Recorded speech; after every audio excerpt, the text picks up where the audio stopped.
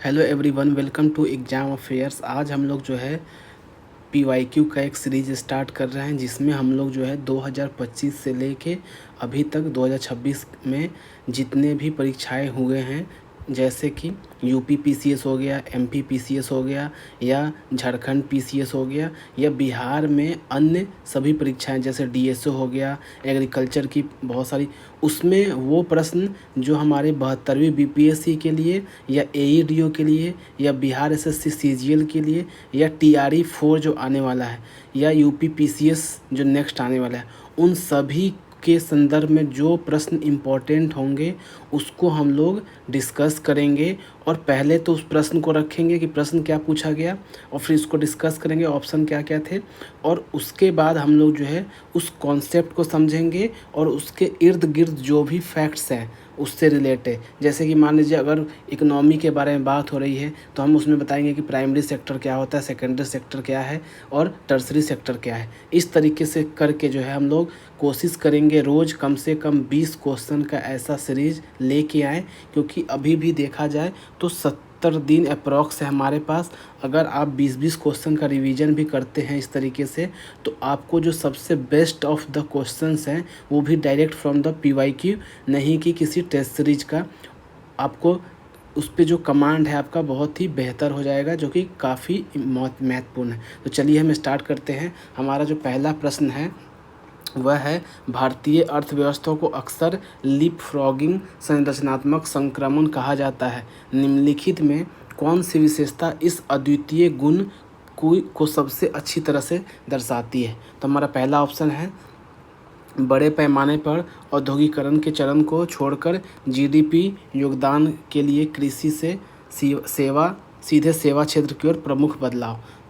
हमारा B option है, 2026 से पहले विनिर्माण क्षेत्र में 100% जो है रोजगार प्राप्त करना।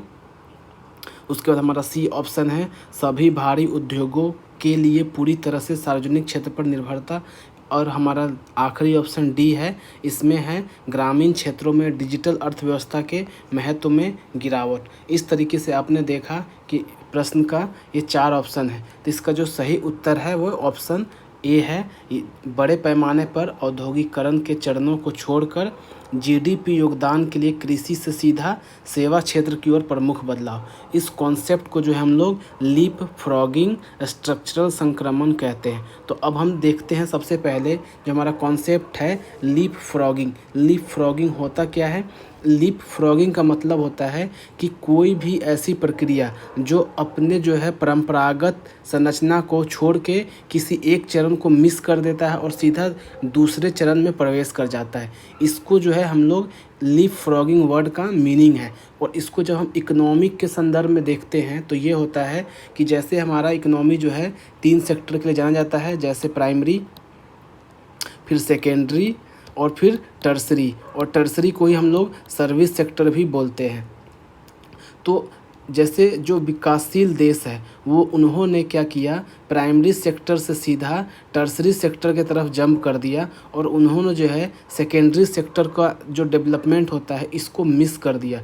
इसी जंपिंग स्टाइल को जो है हम लोग लीप फ्रॉगिंग बोलते हैं, और जिसको हम लोग इकोनॉमी में यूज करते हैं। और ये जो है भारतीय अर्थव्यवस्था के लिए काफ़ी महत्वपूर्ण है और ये यूज किया जाता है, क्योंकि भारत ने जो है पहले अपने प्राइमरी सेक्टर का डेवलपमेंट तो किया, परंतु सेकेंडरी सेक्टर का डेवलपमेंट उतनी बेहतर तरीके से नहीं किया, और सीधा टर्सरी सेक्टर के ग्रोथ में जो है ज़्यादा योगदान दे दिया। और आप इसका देखेंगे कि हमारे जो टर्सरी सेक्टर या सर्विस सेक्टर है, अप्रॉक्स 50 से 60% जो है हमारे इकोनॉमी में जो योगदान है वो टर्सरी सेक्टर का है।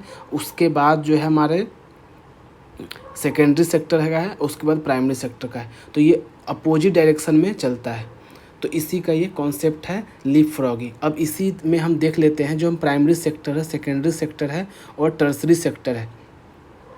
जो प्राइमरी सेक्टर है इसमें कार्य करने वाले लोगों को क्या बोलते हैं, रेड कॉलर वर्कर्स बोलते हैं। और जो सेकेंडरी सेक्टर है उसमें ये याद रखना है, प्राइमरी सेक्टर में रेड कॉलर, और जो सेकेंडरी सेक्टर है उसमें कार्य करने वाले को ब्लू कॉलर और जो टर्सरी सेक्टर है इसमें कार्य करने वाले लोगों को क्या बोलते हैं, वाइट कॉलर, क्योंकि ये कई बार पूछ लिया जाता है आपके बहुत सारे एग्ज़ामों में, तो आपको ये यहाँ से ये याद रखना है। अब हम अपने अगले प्रश्न पे चलते हैं। हमारा अगला प्रश्न है, केंद्रीय बजट 2026-27 में कार्बन संकलन का प्रयोग और भंडारण तकनीकों पर अगले 5 वर्षों में कितना खर्च निर्धारित किया गया है। तो इसका जो है, how much expenditure in the next 5 year has been decided on the technology of carbon capture utilisation and storage. तो ये हमारा कॉन्सेप्ट है कि कार्बन कैप्चर और यूटिलाइजेशन और स्टोरेज के ऊपर जो है सेंट्रल बजट में कितना खर्च करने का प्रावधान किया गया है। तो हमारा ऑप्शन क्या है, 20,000 करोड़, 25,000 करोड़, 30,000 करोड़ और 35,000 करोड़। तो अकॉर्डिंग टू सेंट्रल बजट 2026-27 ये जो डाटा है वह है 20,000 करोड़ का। तो इसका सही उत्तर जो है 20,000 करोड़ है। अब हम देखते हैं कि इसमें एक कॉन्सेप्ट है। कॉन्सेप्ट क्या है कि ये कार्बन कैप्चर यूटिलाइजेशन जो है और एंड स्टोरेज, ये एक कॉन्सेप्ट है। इसी कॉन्सेप्ट के लिए हम लोग जो है भारत सरकार 20,000 करोड़ रुपए खर्च करेगी। अब ये होता क्या है, अब देखिए इसमें जो है पहला वर्ड है कार्बन कैप्चर, फिर दूसरा वर्ड है यूटिलाइजेशन और तीसरा वर्ड है स्टोरेज। इस तरीके से देखेंगे आप 3 वर्ड से मिल के ये कॉन्सेप्ट तैयार होता है। और अब हम समझेंगे कि कैप्चर करने का मतलब क्या है। तो इस कॉन्सेप्ट का मतलब ये है कि कोई भी उद्योग या कहीं भी वातावरण में कुछ भी कार्बन एमिशन होने से पहले ही उसको कैप्चर कर लेना है। जैसे कि अगर कोई उद्योग है, वहाँ से अगर पॉल्यूशन होता है तो उसको जो है इनिशियल स्टेज पे ही कैप्चर कर लिया जाएगा, या तो उसका यूटिलाइजेशन किया जाएगा कि जो भी कार्बन है उसको यूटिलाइज किया जाएगा, रिसाइकल करके उसको किसी और गैस में कन्वर्ट कर दिया जाएगा, या जो भी अगर यूटिलाइजेशन नहीं हो पाता है तो इसको जो है स्टोरेज कर लिया जाएगा। और ये स्टोरेज जो है ज़मीन के नीचे काफ़ी गहरे डीप में जो है इसको स्टोर कर दिया जाएगा, ताकि भविष्य में या तो यूज किया जाए या इस पे जो भी काम हो सके।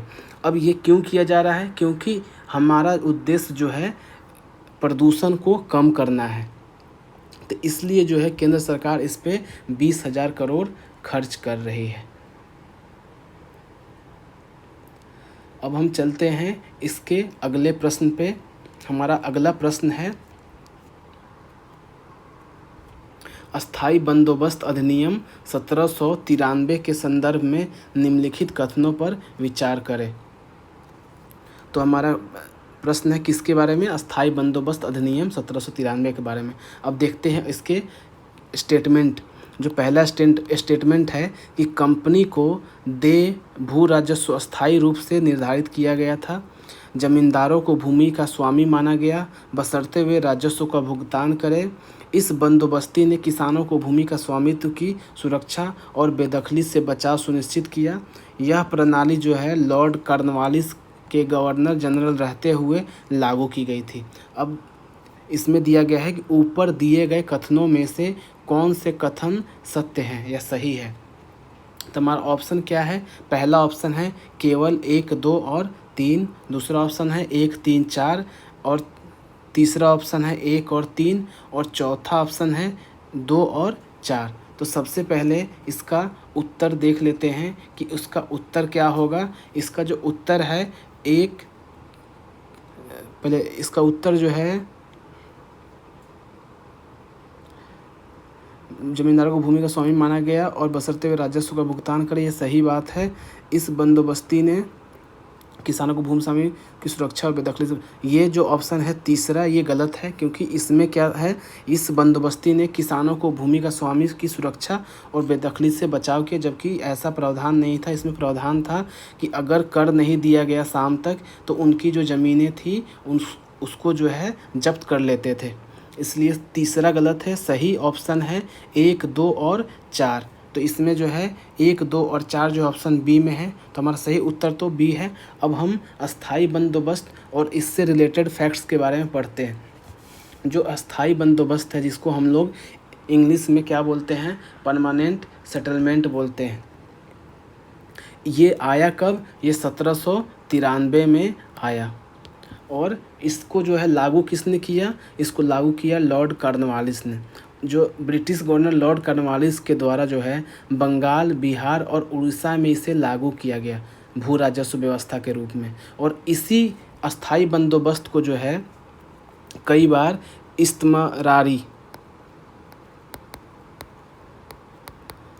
इस्तमरारी या ज़मींदारी व्यवस्था, दोनों इसी का नाम है। क्योंकि क्या होता है, हिंदी में ये टर्म्स यूज कर लिए जाते हैं, या कभी कभी तो इंग्लिश में भी सेम इस्तमरारी ही लिखा जाता है इसके बारे में।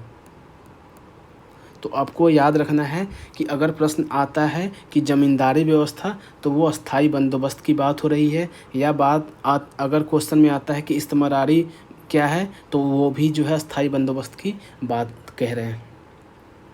इसमें क्या कॉन्सेप्ट क्या था, इसमें जो है ज़मींदारों को जो है भूमि का स्वामी बनाया गया। ये बात आपको याद रखना है कि जो ज़मींदार थे उन्हीं को जो है भूमि का स्वामी बनाया गया, और कंपनी के लिए कर की राशि हमेशा के लिए फिक्स कर दी गई। कंपनी ने क्या कर दिया कि उन्होंने ज़मींदारों को बोल दिया कि इतने क्षेत्र के लिए हमें 2 लाख रुपया दे दो बस। अब वो ज़मींदार या तो उससे 10 लाख वसूले किसानों से, उस जो अंग्रेज़ों का उससे कोई लेना देना नहीं था। मतलब उन्होंने फिक्स कर दिया कि उनको 2 लाख रुपये चाहिए। तो ये 2 कॉन्सेप्ट याद रखना है कि सबसे पहले कि ज़मींदारों को भूमि का स्वामी बनाया गया, और जो अंग्रेज थे या कंपनी थी उनके द्वारा जो है राशि को फिक्स कर दिया गया। अब ये जो भारत में जो है ब्रिटिश शासन के समय मुख्य रूप से 3 तरह की भू राजस्व नीति लागू की गई। ये कौन कौन सी थी? जो पहली थी वो अस्थाई बंदोबस्त, दूसरी कौन सी थी, ये महालवाड़ी, और तीसरी कौन सी थी, ये तीसरी थी रैयतवाड़ी।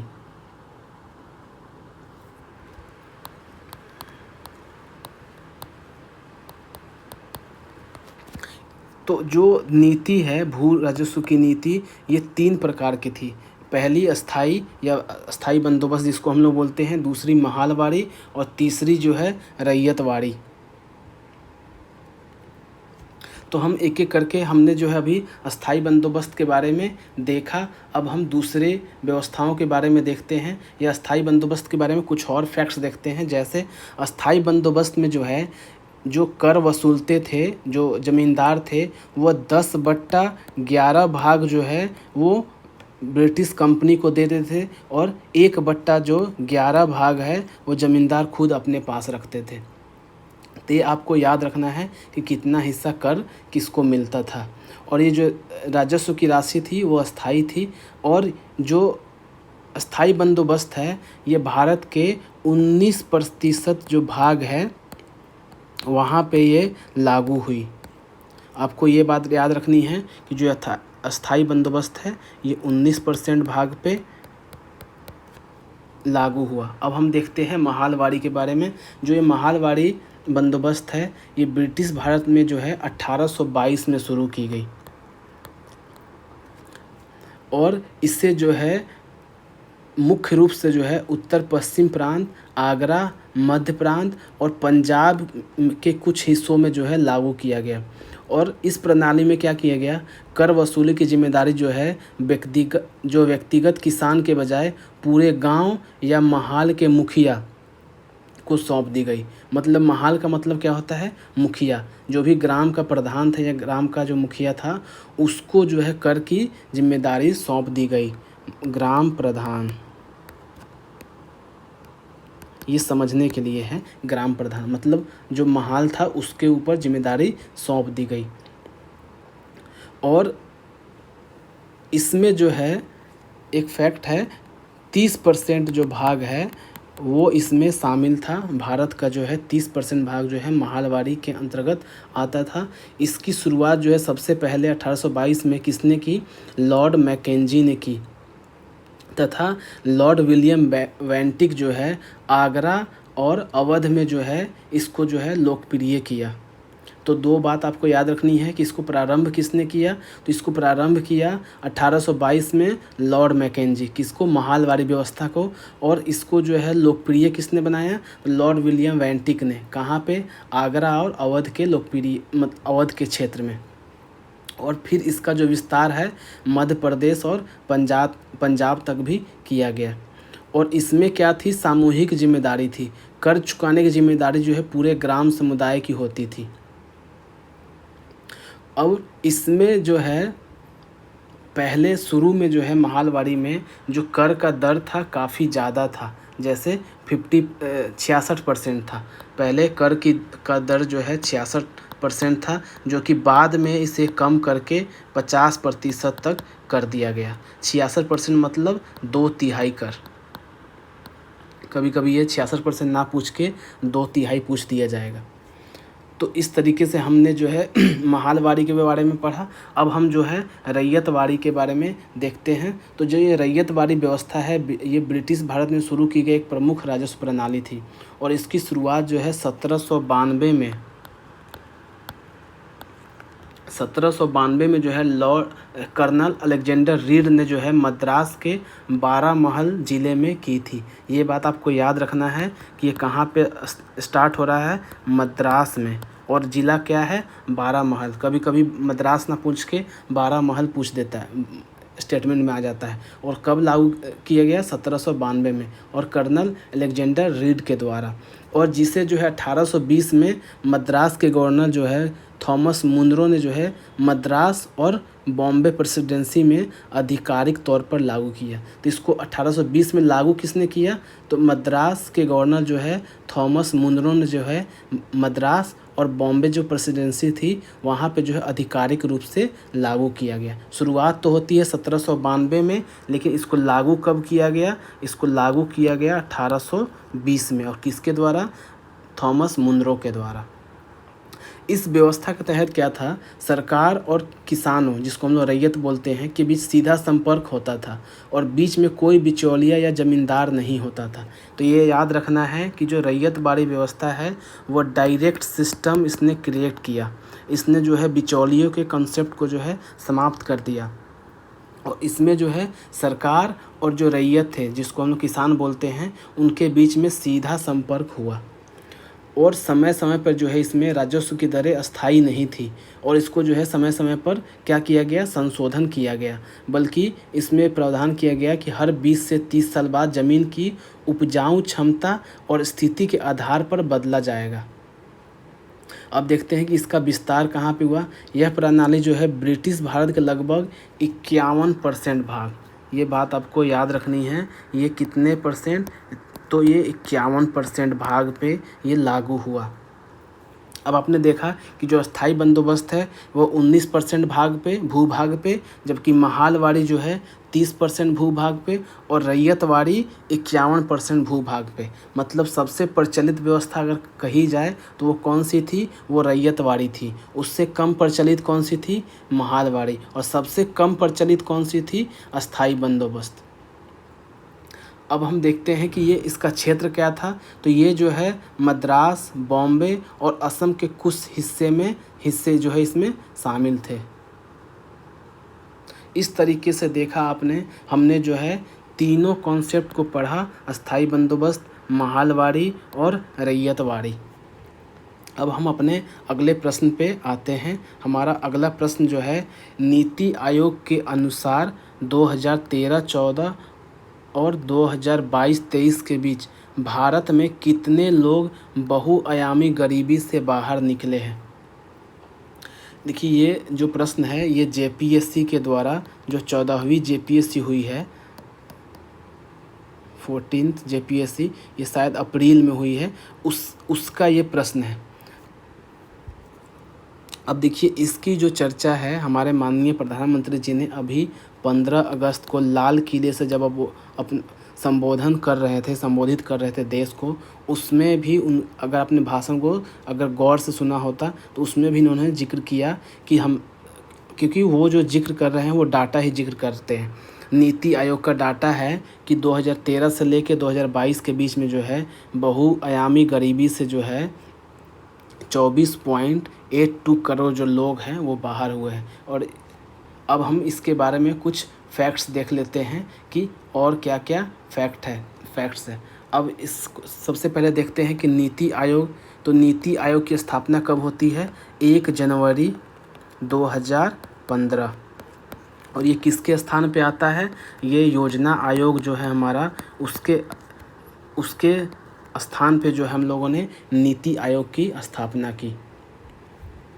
और इसमें और फैक्ट्स क्या कवर किए गए हैं कि सबसे ज़्यादा जो बहुआयामी गरीब लोग हैं वो किस राज्य से मतलब गरीबी से बाहर निकले हैं। तो पहले नंबर पे है यूपी, दूसरे नंबर पे है बिहार, तीसरे नंबर पे है एमपी।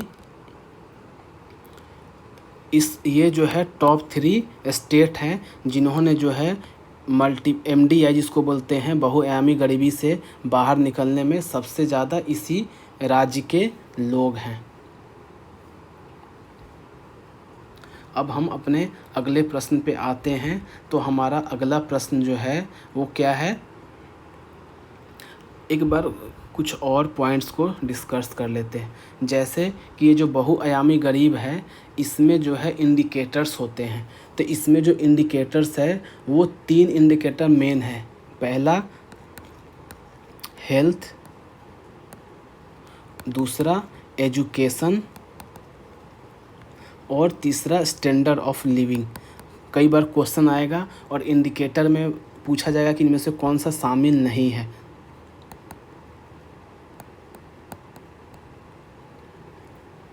तो ये 3 चीज़ों से मिल के जो है ये इंडिकेटर बनता है। क्या? Health, education, standard of living. इन तीनों में क्या है? अलग अलग प्रश्न और अलग अलग जो उनकी डाटा है उसके आधार पे जो हम लोग बहुआयामी गरीबी जो सूचकांक है उसको जारी करते हैं। अब हम अपने अगले प्रश्न पे आते हैं। हमारा अगला प्रश्न है 1995 में टैरिफ और व्यापार पर सामान्य समझौता जिसको हम लोग GATT की जगह किस अंतर्राष्ट्रीय संगठन ने ली जो वैश्वीकरण के लिए एक मुख्य कारक बना? तो इसका जो सही उत्तर है उसका ये है WTO जिसको हम लोग वर्ल्ड ट्रेड ऑर्गेनाइजेशन बोलते हैं। अब इसकी स्थापना कब होती है WTO की? तो इसकी स्थापना जो है 7 अप्रैल 1948 को होती है। और इसका मुख्यालय कहाँ पे है? ये है स्विट्ज़रलैंड के जेनेवा में।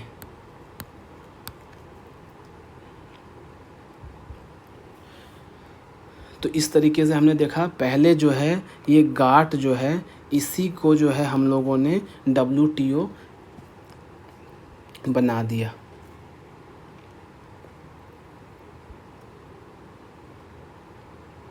और WTO का काम क्या था? ये WTO का काम था कि जो भी विश्व में व्यापार होंगे उसमें जो है समानता की भावना लाने के लिए, समानता के लिए इसको बनाया गया था। परंतु वर्तमान में देखा जाए तो ये पूर्ण रूप से फेल हो चुका है।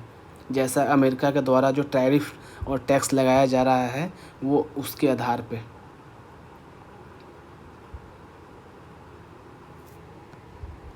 अब हम अपने अगले प्रश्न पे आते हैं। हमारा अगला प्रश्न है निम्नलिखित अधिनियमों का उनके संबंधित प्रावधानों या विशेषताओं तथा परिणामों के साथ मिलान करना है। अब हमारे एक तरफ जो है सूची 1 है जिसमें अधिनियम है और सूची 2 में जो है उसकी विशेषताएं दी गई हैं। जैसा कि पहला देखते हैं कि रॉलेट एक्ट 1919, दूसरा है भारत सरकार अधिनियम 1919, उसके बाद है तीसरा वर्नाकुलर प्रेस अधिनियम 1878 और उसके बाद है भारत शासन अधिनियम 1935। अब जो है हम सबसे पहले देख लेते हैं कि हमें कौन सा ऑप्शन आ रहा है। तो जो हम सबको पता है कि ये जो वर्नाकुलर प्रेस एक्ट है, वर्नाकुलर प्रेस एक्ट का मतलब क्या है कि जो भारतीय भाषाई समाचार पत्र थे उसके ऊपर नियंत्रण लाने के लिए जो है ये वर्नाकुलर प्रेस एक्ट लाया गया था। तो अब सी का जो ऑप्शन है वो 4 हो जाएगा। तो अब देखते हैं सी का 4 किस में है। तो ऑप्शन ए और बी में जो है सी का ऑप्शन 4, सी का 4 है। तो इस तरीके से सी और डी जो है कट जाता है, ये होगा नहीं। और उसके अलावा इसमें एक चीज़ और पता चल जाता है कि डी का ऑप्शन दोनों में 1 है। इसका मतलब जो है भारत शासन अधिनियम 1935 का जो आंसर है वो है हमारा वन प्रांतीय स्वायत्तता। इस तरीके से जो हमने एलिमिनेशन के मेथड के कारण जो हमने 2 ऑप्शन एलिमिनेट कर दिया और एक इन्फॉर्मेशन हमें बिना जाने ही हमें पता चल गया। तो इसका जो अब हम देख लेते हैं एक एक करके कि रॉलेट एक्ट के बारे में। सबसे पहले जो रॉलेट एक्ट है ये 1919 में आया। यह जो अधिनियम है सर सिडनी रॉलेट की अध्यक्षता में सेडिशन कमेटी की सिफारिश के आधार पर पारित किया गया था और यह अधिनियम जो है भारतीय सदस्यों को एकजुट होकर किए गए विरोध के बावजूद इम्पीरियल विधानसभा में पारित कर लिया गया था। मतलब भारतीयों ने इसका विरोध किया था परंतु फिर भी यह पारित हो गया था। इसमें प्रावधान क्या था कि सरकार को जो है राजनीतिक गतिविधियों को जो है दबाने के लिए इसमें अधिकार मिल गया और इसमें कहा गया कि 2 साल तक बिना किसी मुकदमे के राजनीतिक कैदियों को हिरासत में रखने की अनुमति मिल गई। मतलब अगर कोई भी व्यक्ति अगर सरकार चाहे तो उसको 2 साल तक बिना मुकदमे के जो है उसको हिरासत में रख सकती है। महात्मा गांधी ने क्या किया, इस तरह के अन्यायपूर्ण कानून के खिलाफ जो है अहिंसक सविनय अवज्ञा आंदोलन शुरू करने चाहते थे और उन्होंने जो है 6 अप्रैल 1919 को जो है रॉलेट सत्याग्रह प्रारंभ किया। ये बात याद रखना है कि महात्मा गांधी ने 6 अप्रैल 1919 को जो है रॉलेट सत्याग्रह प्रारंभ किया। और उसके बाद क्या होता है 9 अप्रैल 1919 को जो है 2 राष्ट्रवादी नेता कौन से थे, सैफुद्दीन किचलू और दूसरे नेता कौन थे, डॉक्टर सत्यपाल। ये जो है ब्रिटिश अधिकारियों के बिना किसी कारण के गिरफ्तार कर लिया। जो ब्रिटिश अधिकारी थे इन्होंने जो है 9 अप्रैल 1919 को जो है सैफुद्दीन किचलू और डॉक्टर सत्यपाल को जो है गिरफ्तार कर लिया गया और इनका कसूर इतना था कि इन्होंने ब्रिटिश सरकार के विरोध में की गई सभाओं को संबोधित किया था। बस अब यहीं से क्या होता है, जालियांवाला हत्याकांड आगे होगा। इसके कारण क्या हुआ, जो 10 अप्रैल को हज़ारों की संख्या में जो है भारतीय प्रदर्शनकारियों ने अपने नेताओं के पक्ष में एकजुटता दिखाने की कोशिश की, परंतु ये क्या हुआ, लोगों में जो है हिंसक ये विरोध प्रदर्शन जो है ये हिंसक हो गई। और उसके बाद क्या हुआ, सरकार ने जो है मार्शल लॉ लागू कर दिया। ये बात आपको याद रखनी है कि सरकार ने जो है जालियांवाला बाग हत्याकांड होने से पूर्व ही मार्शल लॉ लागू कर दिया गया था। उसके बावजूद भी क्या हुआ, 13 अप्रैल को जो है ये बातें आपको याद रखनी है कि जालियांवाला हत्याकांड कब होती है, तो 13 अप्रैल 1919 को यह घटना होती है। उस दिन कौन सा दिन था, वो वैसाखी का दिन था और निषेधात्मक आदेशों से अनभिज्ञ जो गांव के लोग थे उन्होंने जो है अमृतसर के जालियांवाला बाग में एकत्रित हुए। किस दिन, 13 अप्रैल 1919 को, क्योंकि उन्हें पता ही नहीं था कि मार्शल लॉ लगा हुआ है। क्योंकि मार्शल लॉ में ये प्रावधान था कि 2 से ज़्यादा लोग कहीं भी इकट्ठा या एकत्र नहीं हो सकते। और जिसके कारण क्या हुआ कि इस दिन बहुत सारी लोग जो हैं पार्क में इकट्ठा हो गए और फिर जो है जनरल डायर जिसने जो है मासूम लोगों पे गोलियां चलवाई और इसमें काफ़ी जो महिलाएं, बच्चे, बहुत सारे लोग मारे गए। इसके बाद क्या होता है, इसके बाद इसकी जांच करने के लिए जो है हंटर कमीशन की स्थापना की जाती है। कौन सा कमीशन, हंटर कमीशन। आपको याद रखना है कि जो हंटर कमीशन है उसकी स्थापना क्यों की गई, किस लिए की, तो हंटर कमीशन की स्थापना की गई थी जो जालियांवाला हत्याकांड हुआ है उसकी जांच करने के लिए। और इस समिति की यह समिति जो है लॉर्ड विलियम हंटर की अध्यक्षता में इस नाम का जो है इस कमेटी का नाम जो है हंटर कमीशन रखा गया और इसमें भारतीय सदस्य भी शामिल थे। और इसमें जो क्या किया गया, इस कृत्य की निंदा तो की गई परंतु जो डायर था उसके खिलाफ कोई भी एक्शन कुछ भी नहीं किया गया, इसीलिए इस कमेटी की भी निंदा की गई। अब हम देख लेते हैं वर्नाकुलर प्रेस एक्ट 1878 के बारे में। जो वर्नाकुलर प्रेस एक्ट अधिनियम 1878 है। इसमें क्या था, वर्नाकुलर का मतलब होता है देसी भाषा। सन 1878 में जो है भारत के वायसराय लॉर्ड लिट्टन, यहाँ पे वायसराय कौन थे, लिट्टन,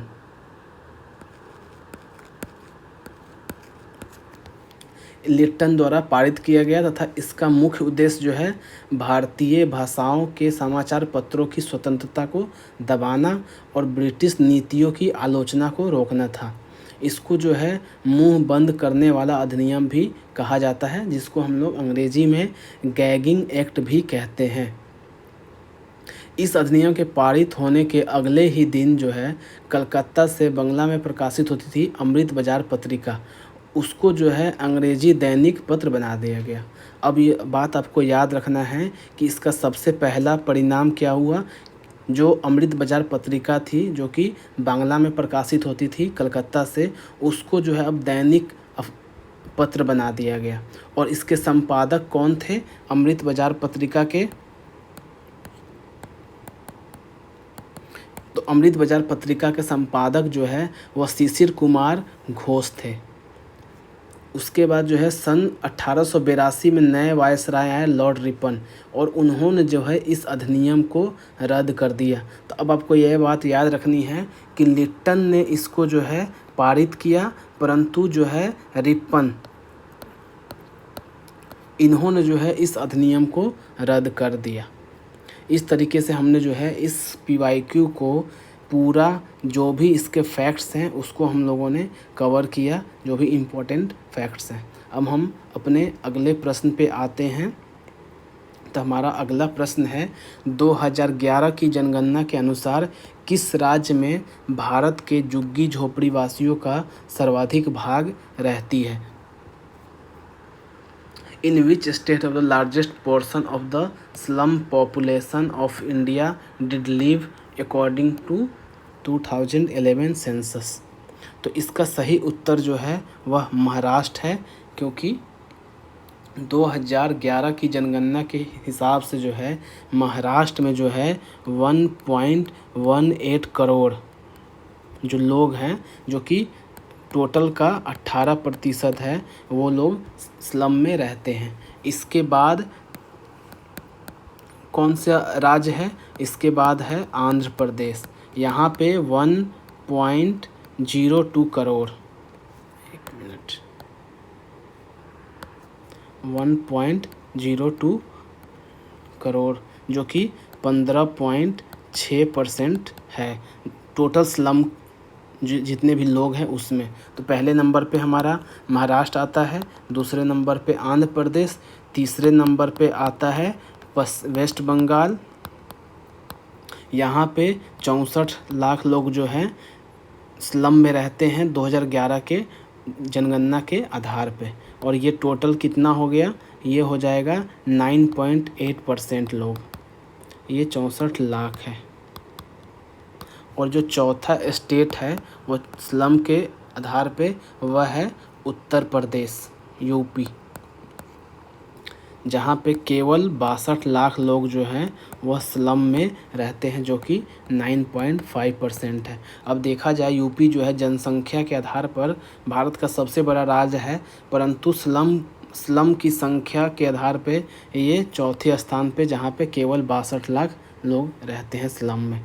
इस तरीके से ये हमारा क्वेश्चन कंप्लीट होता है। अब हम जो है अगले प्रश्न पे आते हैं। हमारा अगला प्रश्न है संयुक्त राष्ट्र जलवायु सम्मेलन, जिसको हम लोग COP30 बोलते हैं, किस देश में आयोजित हुआ था। तो इसका सही उत्तर है ब्राज़ील। अब हम इसके बारे में देखते हैं कि संयुक्त राष्ट्र सम्मेलन के बारे में। संयुक्त राष्ट्र सम्मेलन का ये जो है नवंबर 2025 में आयोजित हुआ था, और ये कहाँ पे, ब्राज़ील के बेलम में आयोजित किया गया था। और ये जो है इस सम्मेलन में जो है वैश्विक तापमान वृद्धि को 1.5 डिग्री सेल्सियस तक सीमित करने और विकासशील देशों के लिए जलवायु वित्त पोषण को 3 गुना बढ़ाने पर सहमति बनी। तो ये याद रखना है कि 1.5 डिग्री सेल्सियस जो है तापमान को कम करने की और जो विकासशील देश है उनके जलवायु वित्त पोषण को 3 गुना बढ़ाने की बात पर जो है सहमति बनी। अब देखते हैं कि ये 30वां था, तो COP 31, एक मिनट, जो COP 31 है वह कहाँ होगा? तो जो COP 31 है ये 9 से लेके 20 नवंबर 2026 को ये कहाँ पे होगा? ये तुर्की में होगा।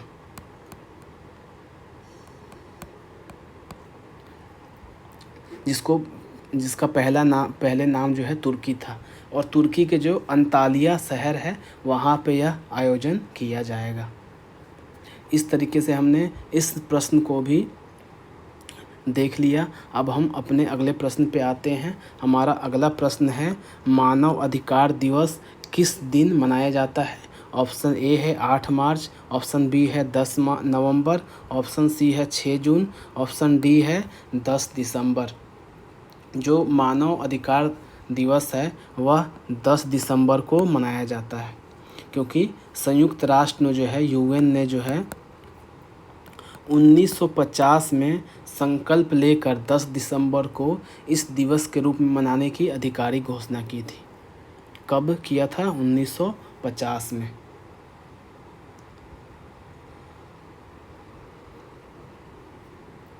अब हम अपने अगले प्रश्न पे आते हैं। हमारा अगला प्रश्न है कि भारत में आर्थिक नियोजन किससे प्रेरित था? तो ऑप्शन ए है ब्रिटेन, ऑप्शन बी है जापान, ऑप्शन सी है अमेरिका, ऑप्शन डी है सोवियत संघ। तो इसका सही उत्तर जो है वह है सोवियत संघ, जिसको हम लोग USSR बोलते हैं। भारत में जो है आर्थिक नियोजन मुख्य रूप से जो है सोवियत संघ के केंद्रीकृत और समाजवादी मॉडल से प्रेरित था। अब आपको ये बात याद रखनी है कि केंद्रीकृत तथा समाजवादी,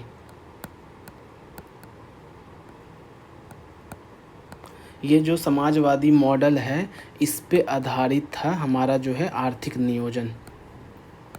क्योंकि ज़रूरी नहीं है कि यही सेम प्रश्न पूछा जाए, तो ये बदल के ही पूछा सकता है कि किस पे आधारित था। तो केंद्रीकृत तथा समाजवादी मॉडल पे आधारित था। स्वतंत्रता के बाद जो है देश के पहले प्रधानमंत्री जो थे पंडित जवाहरलाल नेहरू सोवियत संघ की विकास प्रक्रिया से काफ़ी प्रभावित थे, जिसके आधार पर भारत में पंचवर्षीय योजना की शुरुआत की गई। इसी आर्थिक नियोजन से प्रभावित होकर जो है हम लोगों ने 5 ईयर प्लान जो है उसको लागू किया था, उसको प्रारंभ किया था। इस तरीके से हमने जो है अपने अभी 2025-26 में जो भी इम्पोर्टेंट PYQ है उसको हम लोगों ने कवर किया है। Thank you for watching our video. Like, share and subscribe the channel. Thank you.